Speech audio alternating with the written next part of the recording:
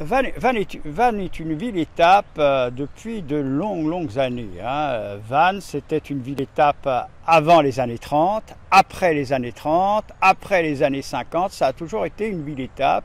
Et non seulement ça a été une ville-étape, mais ça a été aussi l'une des plus longues étapes du Tour de France dans les années folles, parce que on faisait la grande étape, c'était Brest-les-Sables-d'Olonne, en passant par Vannes à une certaine époque. Vous vous rendez compte, Brest-les-Sables-d'Olonne, c'est épouvantable.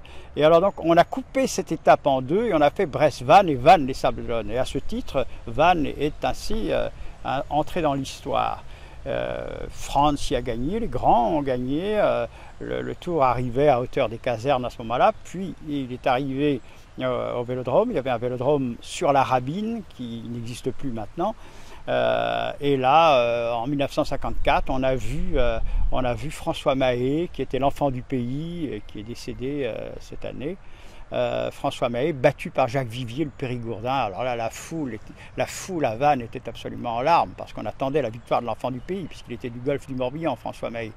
Donc ensuite, il y a eu le grand départ du Tour à Vannes en 1985.